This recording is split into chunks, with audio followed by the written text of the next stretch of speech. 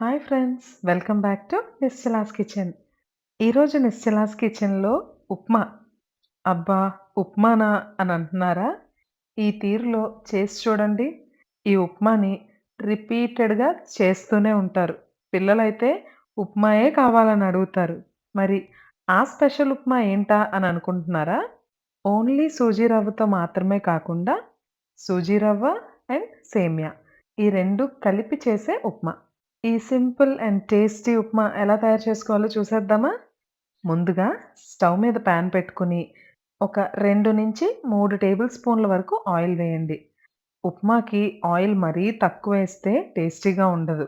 So, ఉప్మాని కొంచెం taste enhance చేయాలి అంటే కొంచెం ఆయిల్ పడుతుంది.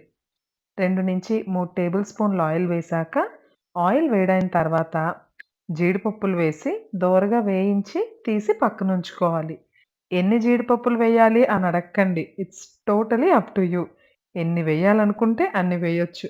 స్పూన్‌కొక జీడిపప్పు తగిలితే ఉప్మా టేస్ట్ ఇంకా రెట్టింపవుతుంది. జీడిపప్పులు తీసి పక్కనుంచుకున్న తర్వాత పోపు దినుసులు, శనగపప్పు, మినప్పప్పు, ఆవాలు, జీలకర్ర ఇవన్నీ ఒక్కొక్క స్పూన్ చొప్పున వేసి వీటిల్ని దోరగా వేయించుకోవాలి. పోపులో కావాలంటే వేరుశనగ పప్పులు కూడా వేసుకోవచ్చు. నేనైతే స్కిప్ చేస్తున్నాను. ఇవి దోరగా వేగాక 3 పచ్చిమిరపకాయలు, 2 పెద్ద ఉల్లిపాయలని చీలికలుగా కట్ చేసి, 2 ఇంచుల అల్లంని చిన్న ముక్కలుగా కట్ చేసి వేపుకోవాలి. ఇవిలా వేగుతూ ఉండగా ఇందులో 2, 3 రెమ్మలు కరివేపాకును కూడా వేసి, ఒక్కసారి అలా కలుపుకొని, ఇందులో 1 కప్పు బొంబాయి రవ్వ, అర కప్ సేమ్యా వేసి బాగా కలుపుకోవాలి. వీటిల్ని ఒక్క 2-3 నిమిషాల పాటు చక్కగా ఫ్రై చేసుకోవాలి.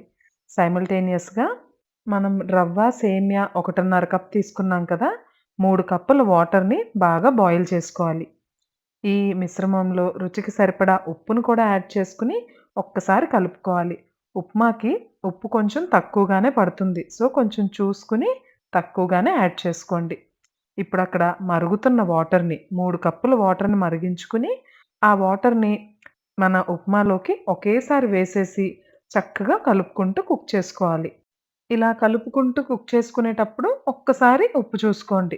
సరిపోకపోతే కొంచెం ఏసుకోండి. ఈ స్టేజ్‌లో మాత్రమే ఉప్పు తక్కువైతే యాడ్ చేసుకోగలుగుతాం. ఆ తర్వాత కొంచెం దగ్గర పడ్డాక మనం ఎలాంటి మార్పులు చేయలేం. ఉప్మా ఉండగట్టకుండా కలుపుకోవాలి.